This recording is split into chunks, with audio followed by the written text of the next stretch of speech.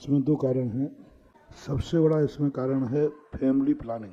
हम दो और हमारे दो की जो बात थी, सीमित संतान होने से इच्छाएं सीमित नहीं हुई, इच्छाएं कम नहीं हुई, परिवार सीमित हो गया। इच्छाएं तो इतनी हैं कि बहुत ज़्यादा।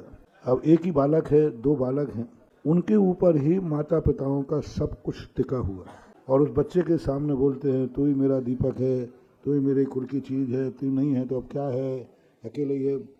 तो आधा डिप्रेशन तो माँ बाप डालते हैं। और बेटा माँ बाप को चाहता है तो डिप्रेशन में चला जाता है। जितनी बातें माँ बाप चाह रहे हैं इतना तो मैं पूरा कर ही नहीं पाऊँगा, इतना तो मैं कर ही नहीं पाऊँगा, मेरी क्षमता ही नहीं है। तो अंत में वो सुसाइड करता है। ज़्यादा आजकल पढ़ने वाले विद्यार्थियों में ज़्यादा सुसाइड होता है। कोटा वगैरह में जितने कोचिंग पढ़ते हैं वे सब उनमें एक आध कोई ना कोई खबर मिलती है। और ये उनके कारण है। एक मैंने ही प्रैक्टिकल किया। एक बच्चा मरने की स्थिति में आ गया, सुसाइड करने जा रहा था। मेरे दर्शन करने पहुंच गया वो। उसको भाव था, उसकी अच्छी थी कि सोचा कि मर तो रही हूँ, महाराज के दर्शन करके मरूं। तो उसके एकदम हिलोर आ गई रोने की। मैंने कहा बेटा क्यों रो रहा है? सारी बातें उससे पूछी तो बोले बेटा मैंने कि मरना क्यों चाह रहे हो? बोले मम्मी मुझे बहुत चाहती है, मम्मी मुझे बहुत चाहती है। मैंने कहा तू मम्मी को?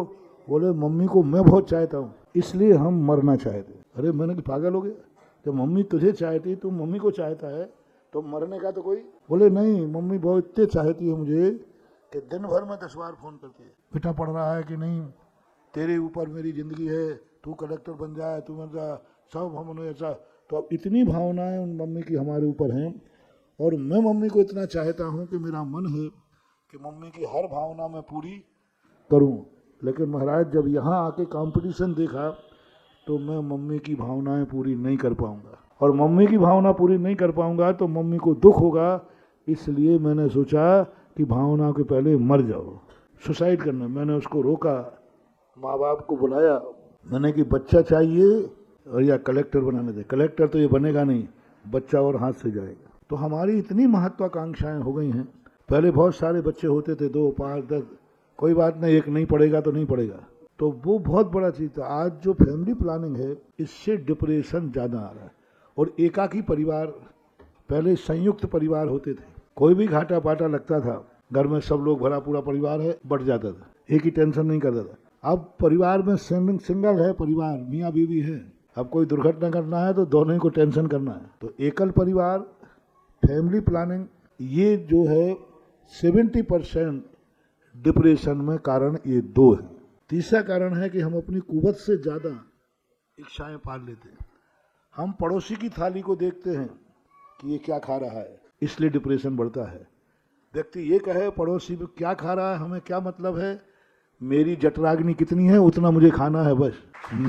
अरे पड़ोसी ने 10 रोटी खा ली तो उसका पेट ऐसा है, अब तेरे से एक खाई जाती है तो एक ही बचाओ ना।